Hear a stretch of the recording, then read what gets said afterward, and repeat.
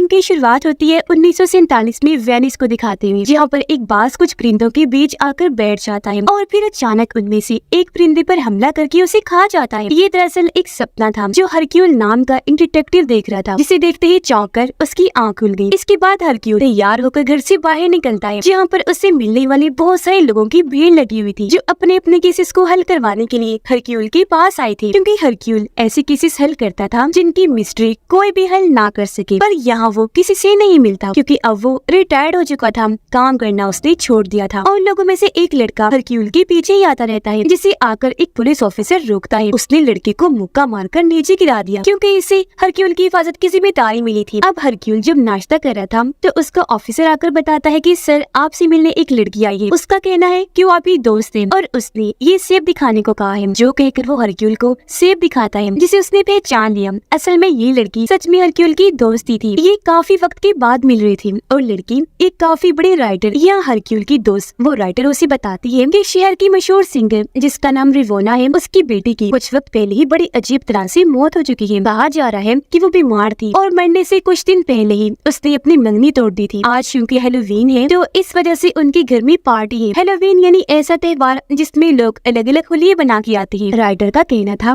कि आज रात वो लोग अपने घर में एक प्रीस्ट औरत को बुलाएंगे जिसका ताल्लुक भूतों आत्माओं पर यकीन रखने वाली फैमिली से है, जो महसूस करके बताएगी कि घर में भूत है, क्योंकि उस घर को हॉन्टेड भूतिया माना जाता है, जहाँ वो लोग भूतों से बातें भी कर सकते हैं। मैं चाहती हूँ हरक्यूल तुम लाजमी आओ, बहुत मजा आएगा और वहाँ तुम उस प्रीस्ट औरत को गलत साबित करके दिखाना कि भूतों जैसी कोई चीज नहीं होती। अब पहले तो हरक्यूल ने मना कर दिया, ये कहकर कि मैं रिटायर्ड हो चुका हूँ। पर जब उसकी दोस्त ने ये कहा कि हम शाम को रिवोना की पार्टी में मिलते हैं तो वो मान गया। अब शाम को सारे लोग पार्टी में आने लगे और आज क्योंकि हैलोवीन की रात है तो बच्चों को जमा किया हुआ था। यहाँ शो के जरिए सबको बताया गया कि काफी वक्त पहले शहर में जानलेवा बीमारी फैल गई थी। डॉक्टर्स और नर्सेस ने इलाज करने के बाद बच्चों को छोड़ दिया, पर सबकी मौत हो गई। कहा जाता है कि उन बच्चों की आत्माएं आज भी इस घर में मौजूद हैं। पर आप फिक्र ना करें, आज हम यहाँ पार्टी करेंगे। बच्चे काफी खुश हो गए और सब लोग एंजॉय करने लगे। अब रिवोना की सर्वेंट एक बच्चे से आकर मिली जो यहाँ के डॉक्टर का बेटा था। सर्वेंट ने उसे पूछा कि आप यहाँ क्यों और किसके साथ आए हो बेटा? जिस पर डॉक्टर का बेटा कहता है कि मुझे और मेरे पापा को पार्टी में रिवोना ने ही बुलाया है। जिस पर सर्वेंट हाँ में सर हिला देती है। फिर सर्वेंट आकर राइटर और हरक्यूल से मिली। यहाँ राइटर फिर से हरक्यूल को बताने लगी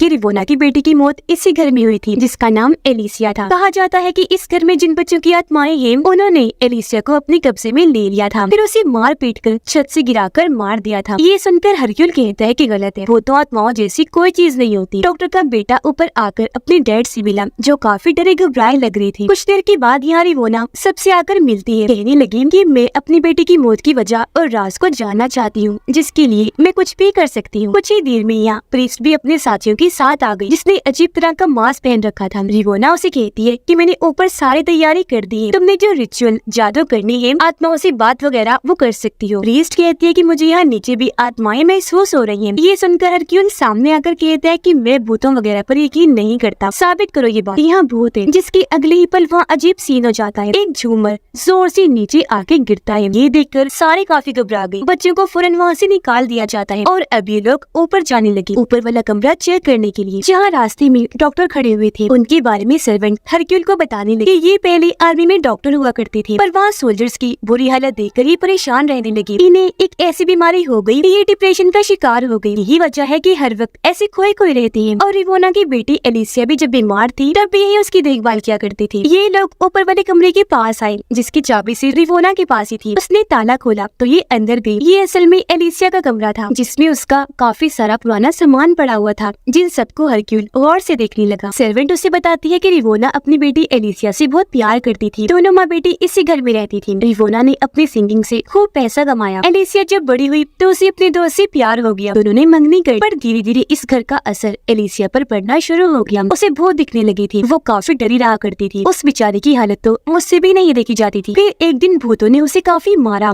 उसके जिस्म पर बड़े बड़े जख्म कर दिए, जिसके बाद उसके जिस्म पर अपना कंट्रोल किया और छत से गिराकर मार दिया। अब तभी यहाँ एलिसिया का मंगेतर भी आ गया। वो कार्ड दिखाकर पूछता है कि इस पार्टी में मुझे किसने आने की दावत दी है, हालांकि मैं आना नहीं चाहता था। रिवोना उसे कहती है कि ये पार्टी मेरी है और मैंने तुम्हें नहीं बुलाया। जिस बात को लेकर दोनों की बहस हो गई और इससे हमें अंदाजा हो गया कि ये दोनों एक दूसरे को खास पसंद नहीं करते। कुछ ही देर में सब लोग रिचुअल आत्माओं से बात करने के लिए जमा हो गई। प्रीस्ट सबको बताती है कि मैं एलिसिया की आत्मा से बात करूँ और वो जो भी मुझे कहेगी वो मेरे टाइपराइटर इस लिखने वाली मशीन में अपने आप ही टाइप हो जाएगा, लिखा जाएगा। जिसके बाद ये प्रोसेस जैसे ही शुरू हुआ, प्रीस्ट एलिसिया की आत्मा से बात करने की कोशिश करने लगी, जिस सबको हरक्यूल काफी गौर से देखने लगता है। एलिसिया की आत्मा कहती है कि मैं यहाँ खुद आई अपनी मर्जी से। इसके साथ उसने और भी कई सारी बातें की, जो सब कुछ खुद ब खुद टाइपराइटर पे टाइप हो जाता है। ये देखकर हरक्यूल आगे आया। उसने चिमनी जैसे ही खोली, अंदर से एक लड़का बाहर आकर गिरता है, जो असल में प्रीस्ट का ही साथी था। हरक्यूल सबको बताता है कि प्रीस्ट इसे इशारा कर रही थी और ये रिमोट की मदद से टाइपराइटर में लिख रहा था। यानी यहाँ सारा ड्रामा चल रहा है, कोई भूत वोत नहीं है और ये सबको पागल बना रही है, नाटक कर रही है। अब अचानक ही प्रीस्ट की तबीयत खराब होने लगी। कोई उसका गला घोटने लगता है, जिस वजह से वो जोरों से चिल्लाने लगती है। उसकी कुर्सी तेज तेज हिलने लगती है। अचानक फिर प्रीस्ट रिवोना से बात करने लगी। कहती है कि एलिसिया को इस घर में किसी ने मार दिया था, जो देखकर रिवोना काफी घबरा जाती है और प्रीस्ट जोरों से चिल्लाने लगी। उसे सब लोग संभालते हैं। डॉक्टर उसे शांत करता है। जहाँ नॉर्मल होने की बात वो हरक्यूल से बात करने लगी। हरक्यूल फिर से उसे कहता है कि मैं जानता हूँ तुम नाटक कर रही हो। प्रीस्ट कहती है कि मैं कोई नाटक नहीं कर रही। इस घर में बहुत सारे राज छुपे हुए हैं, जिन सबको जानने के लिए तुम्हें मेरी जगह लेनी होगी। मेरी जगह लेने के लिए तुम्हें मेरा मास्क और कोट पहनना होगा, फिर तुम्हें सब कुछ सच दिख जाएगा। इसलिए हरक्यूल मान गया। वो उसका मास्क और कोट पहनकर घर में आगे बढ़ जाता है। जब उसे प्यास लगी तो एक जगह रुककर वो पानी पीने लगा। तभी अचानक पीछे से कोई उसका गला पकड़ के हरक्यूल को डबोकर मारने की कोशिश करता है और वो बस अपने हाथ पैर ही मारता रहा। फिर अचानक रुक गया, जो देखने से लग रहा था कि हरक्यूल की मौत हो गई। लेकिन थोड़ी देर बाद जब डॉक्टर ने आकर उसे संभाला तो पता चला कि वो बस बेहोश हुआ था। हरक्यूल डॉक्टर को बताता है कि मुझे पूरा यकीन है प्रीस्ट ने मुझे मारने की कोशिश की। तभी अचानक बाहर से चिल्लाने की आवाज आई। हमने देखा कि प्रीस्ट ऊपर से आकर एक मूर्ति पर गिरी। मूर्ति की नोक जिस्म के आर पार हो गई और ऐसी प्रीस्ट की मौत हो जाती है। ये चीज सबने देख ली थी। सभी काफी डर जाते हैं। कुछ ही देर बाद एक जगह पर वो लोग इकट्ठा हुए। हरक्यूल की खराब हालत देखकर रिवोना उसे हनी शहद वाली चाय बनाकर देती है। कहने लगी कि इसे पीकर तुम्हारी हालत ठीक हो जाएगी। जब हरक्यूल ने उसे पिया तो सच में उसे काफी अच्छा महसूस हुआ। अब यहाँ हरक्यूल सबको बड़ी गौर से देखने लगता है। उसकी राइटर दोस्त कहती है कि प्रीस्ट ने कहा था कि यहाँ एलिसिया की बेटी की मौत हुई, तो मुझे लगता है कि इसी वजह से किसी ने उसे भी मार दिया, क्योंकि उसे सच का जो पता चल गया था। इस सिलसिले में मुझे एलिसिया की मंगेतर पर शक है, जिस पर वो फौरन बोल पड़ा कि इसमें मेरा कोई हाथ नहीं है। यहाँ प्रीस्ट के दोनों साथी अपने बॉस के मरने पर काफी दुखी हो जाते हैं। अचानक हरक्यूल उठा, वो पूरे घर को बंद कर देता है। कहने लगा कि इस घर में खून हुआ है और अब मैं एक डिटेक्टिव होने की वजह से ये केस अपने हाथ में ले रहा हूँ। इसकी इंक्वायरी करके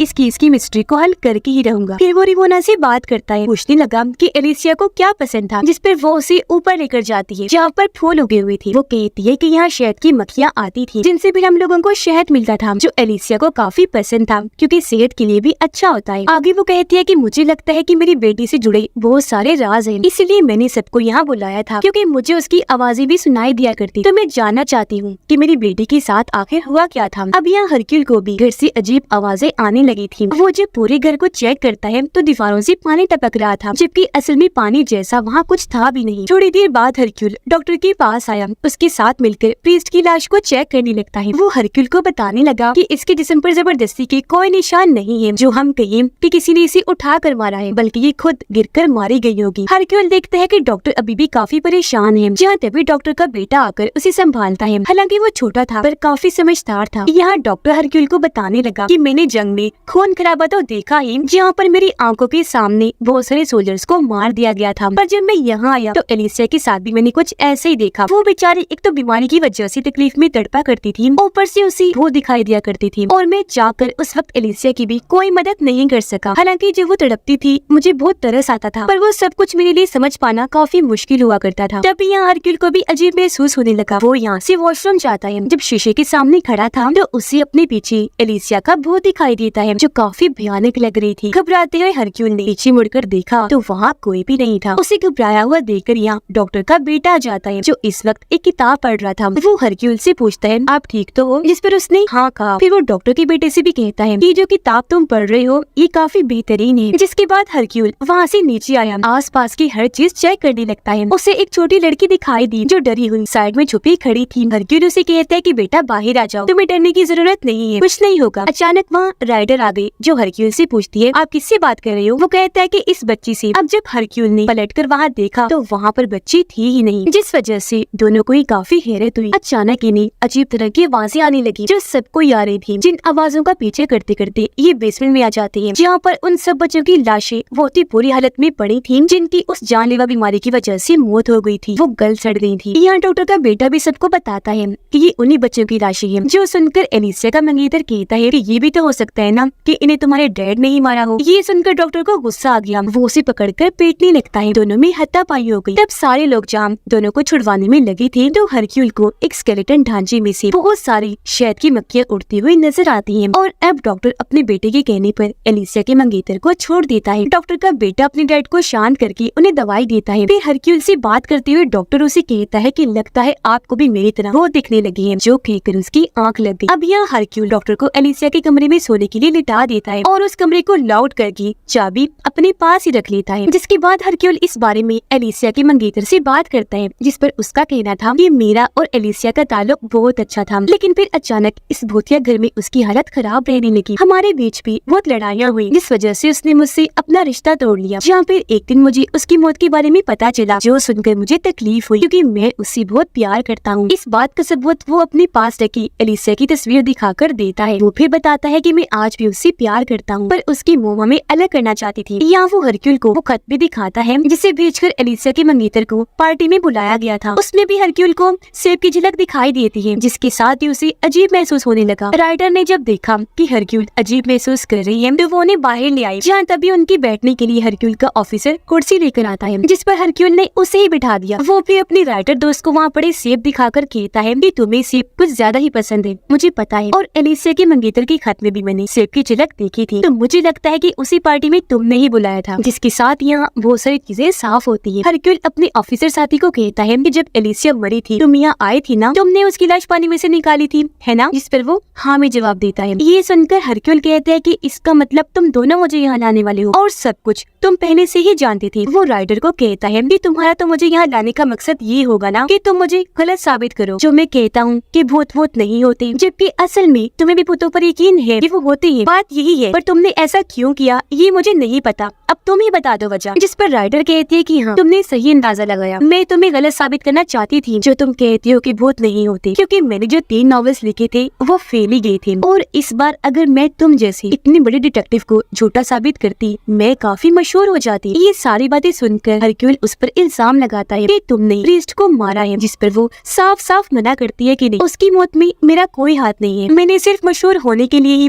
तुम्हें झूठा साबित करना चाहा, इससे ज्यादा और कुछ नहीं। अचानक इन्हें फिर से आवाजें आने लगी। ये जब जाकर चेक करती है तो एलिसिया के कमरे में डॉक्टर की लाश मिलती है, जिसने अपने पेट में चाकू को साकर खुद अपनी जान ली थी, जिस वजह से डॉक्टर का बेटा काफी दुखी होता है। और अब यहाँ हरक्यूल को अपनी राइटर दोस्त पर शक नहीं होता, बल्कि उन सब लोगों पर ही होता है, जिस पर वो लोग कहते हैं कि हम तो इस कमरे में गए ही नहीं, क्योंकि इसकी चाबी तो सिर्फ तुम्हारे पास ही थी हरक्यूल। ये सुनकर इवोना कहती है कि ये काम भूतों का है, जैसे उन्होंने मेरी बेटी के साथ किया था, उसे अपने कंट्रोल में कर खुद की जान लेने पर मजबूर, आज उन्होंने डॉक्टर के साथ भी ऐसा ही कर दिया। ये जानकर सब लोग यहाँ से भागने की तैयारी करते हैं, क्योंकि जाहिर है यह भूतों का खतरा है। अब यहाँ हरक्यूल सर्वेंट से पूछताछ करने लगा। वो बताती है कि जिस रात एलिसिया की मौत हुई थी, उस दिन रिवोना की तबीयत खराब थी, मैं उसे सोने का कहकर एलिसिया के पास गई थी उसे संभालने, जहाँ वो काफी तड़प रही थी। हरक्यूल फौरन बोलता है, फिर तुमने उसे दवाई दी होगी, है ना? जिस पर रोते हुए सर्वेंट हाँ कहती है। यहाँ हरक्यूल एलिसिया की एक तस्वीर देखता है जब वो छोटी थी, और तस्वीर में वो अपने शहद वाले फूलों के पास खड़ी हुई थी। इस बच्ची को देखकर हरक्यूल को याद आया कि तो वही बच्ची है जिसका भूत मैंने घर में देखा था, जो असल में एलिसिया के बचपन का रूप था। और अब वो एलिसिया के कमरे में आता है, जिस बीच गलती से उससे एक कप गिर के टूट जाता है। वो जब नीचे झुका तो उसे वहाँ एलिसिया के मंगेतर की फटी हुई तस्वीर मिलती है, जिसके बाद हरक्यूल पूरे घर को लॉक कर देता है और सबको इकट्ठा करके कहता है कि यहाँ पर कोई भूत वूत नहीं है, क्योंकि यहाँ एलिसिया के साथ साथ प्रिंस और डॉक्टर का भी खून हुआ है, तो इसका मतलब कातिल तुम लोगों में से कोई है। जिसके बाद वो फटी हुई एलिसिया और उसके मंगेतर की तस्वीर को जोड़कर कहता है कि असली कातिल और कोई नहीं बल्कि रिवोना है, जो सुनकर सारे ही काफी चौंक गए, यहाँ तक कि रिवोना भी भड़क गई। वो जोर जोर से बोलने लगती है,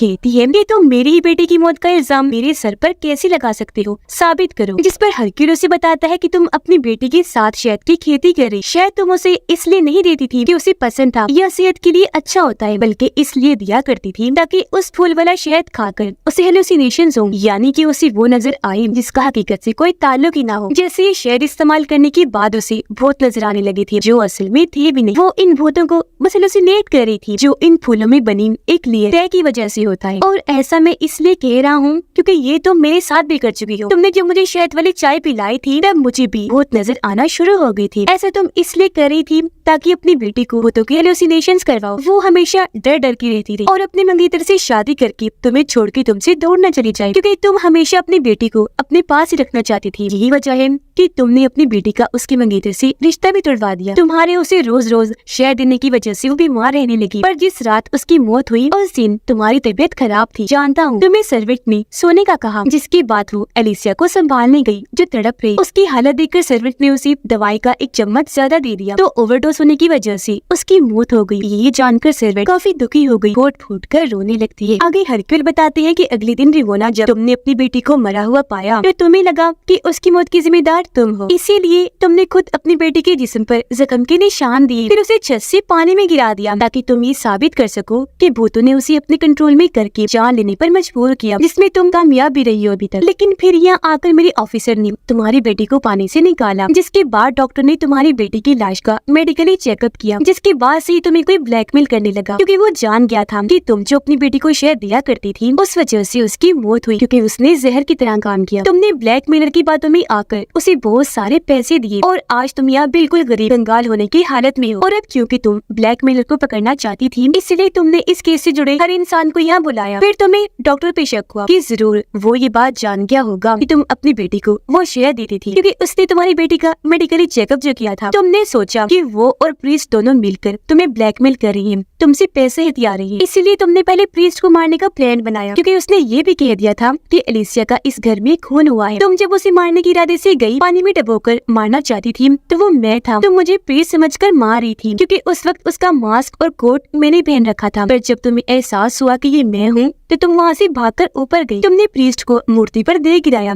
जिससे उसकी जान चली गई। जिस पर फौरन एलिसिया का दोस्त पूछता है तो डॉक्टर को किसने मारा, क्योंकि वो तो जिस कमरे में लॉक था उसकी चाबी आपके पास थी, वहाँ आपके अलावा कोई नहीं जा सकता था। इस बात पर हरक्यूल उसे जवाब देता है कि बेशक वहाँ कोई नहीं जा सकता था, पर वहाँ एक फोन लगा हुआ था, जिस पर रिवोना ने कॉल करके डॉक्टर से बात की। उसे कहा कि मैं जान गई तुम्हें मुझे ब्लैकमेल कर रहे हो, इसलिए अब मैं तुम्हें दो ऑप्शन देती हूँ। तुम्हारा बेटा मेरे साथ है, या तो मैं तुम्हारी बेटे को मार देती हूँ या तुम खुद उस कमरे में पड़ी चाकू से अपनी जान ले लो। ये सुनकर डॉक्टर काफी टूट गया, पर उसके पास अपने बेटे को बचाने के अलावा और कोई रास्ता नहीं था, इसीलिए उसने अपने पेट में चाकू घुसाकर खुद ही अपनी जान ले ली। ये सारी बातें सुनकर रिवोना भड़क गई, कहती है कि मैंने ये सब कुछ अपनी बेटी के लिए किया ताकि वो मुझसे कभी दूर ना जाए। जिसके बाद वो सबको वहीं लॉक करके छत की तरफ भाग जाती है। तब दूसरे रास्ते से हरक्यूल भी उसके पीछे पीछे ऊपर चला जाता है। वो यहाँ फिर से हरक्यूल को अपनी बातों में फंसाने लगी। जी हाँ, हरक्यूल उसके पीछे एलिसिया के भूत को देखता है, जो एकदम से आकर रिवोना को पकड़ लेती है और खींचकर अपने साथ काफी नीचे ले गई, जिसके बाद उसने रिवोना को काफी ऊपर से गिरा दिया और ऐसे उसकी मौत हो जाती है। अब ये भूत असली था, क्योंकि रिवोना काफी दूर खड़ी हुई और खुद उसे भी एहसास हुआ कि कोई मुझे खींचकर ले जा रहा है, जिस बात का आज यहाँ एहसास हरक्यूल को भी हुआ कि भूत सच में होते हैं। पर यहाँ ये भूत तो रिवोना से अपना बदला लेने आया। अब अगले दिन तीनों लाशों को घर से निकाला जाता है और क्योंकि डॉक्टर का बेटा अकेला रह गया था इसलिए सर्वेंट कहती है कि इसका ख्याल मैं रखूं। यहाँ हरक्यूल डॉक्टर के बेटे से बात करता है, जहाँ वो हरक्यूल को बताता है कि इस सब में सारी गलती मेरी है। जो सुनकर हरक्यूल कहता है कि जानता हूँ, ये बात मुझे पहले से ही पता है, असल में तुम ही रिवोना को ब्लैकमेल कर रही थी, है ना? जिस पर वो हाँ में जवाब देता है। फिर बताने लगा कि मेरे डैड ने नहीं बल्कि मैंने ही एलिसिया का मेडिकली चेकअप किया था, मुझे उसके जिस्म में उस शहद वाले जहर का पता चला और मैं फिर रिवोना को ब्लैकमेल करने लगा, क्योंकि मेरे डैड डिप्रेशन का शिकार थे तो हमें पैसों की बहुत जरूरत थी और मैंने रिवोना से बहुत सारे पैसे ब्लैकमेलिंग के जरिए जमा किए हुए हैं। हरक्यूल कहता है कि अब तुम उन पैसों को पेस के साथियों पर भी खर्च करोगी, जिनका अब इस दुनिया में कोई नहीं है, और मैं वादा करता हूँ तुम्हारा ये राज किसी को नहीं बताऊंगा, क्योंकि तुम्हें अपनी गलती का एहसास हो गया है। तो उम्मीद करता हूँ आइंदा तुम ऐसा कोई काम नहीं करोगे, सुधर जाओगे। डॉक्टर का बेटा कहता है कि ठीक है, पर तुम्हें मेरे बारे में पता कैसे चला? जिस पर हरक्यूल जवाब देता है कि जो किताब तुम पढ़ रही थी ना, उसमें से बहुत सारे लफ्ज गायब थे, तो मैं समझ गया कि उन्हें जोड़कर ही तुम ब्लैकमेलिंग के लफ्ज बनाते हो, और उस किताब के जरिए ही तुम्हें उस जहर का पता चला था। अब इस केस की मिस्ट्री हल हो गई थी, इसलिए वो सब वहाँ से निकलने की तैयारी करते हैं और सब हरक्यूल को आखिरी अलविदा कहते हैं। राइटर यहाँ हरक्यूल से माफी मांगती है कि तुम्हें मैंने अपने लिए इस्तेमाल किया। इस पर हरक्यूल कहता है कि कोई बात नहीं, पर मुझे इस केस में कुछ नई चीजें पता चली हैं। जो सुनकर राइटर समझ गई कि हरक्यूल भूतों की बात कर रहे हैं जो इसने भी उस घर में देखे थे। फिर हरक्यूल वहाँ से ये कहकर निकल गया कि जिंदगी में और भी कई सारे राज है और मुझे अपने काम को अभी यही नहीं रोकना चाहिए, इन्हें रिटायर्ड नहीं होना चाहिए क्योंकि आगे मेरे लिए बहुत कुछ है। यानी कि अब उसने अपना ये काम फिर से जारी करने का फैसला कर लिया था। घर आकर वो बारी बारी उन सब लोगों से मिलता है जो अपने केस की मिस्ट्री को सुलझाने उसके पास आए थे और अब हरक्यूल अपनी जहानत से उनके भी केसेस को बआसानी हल कर लेगा क्योंकि अब नए नए केसेस की मिस्ट्री को हल करने की चाह उसमें बढ़ गई। और इसी के साथ इस फिल्म की कहानी यहीं पर खत्म हो जाती है।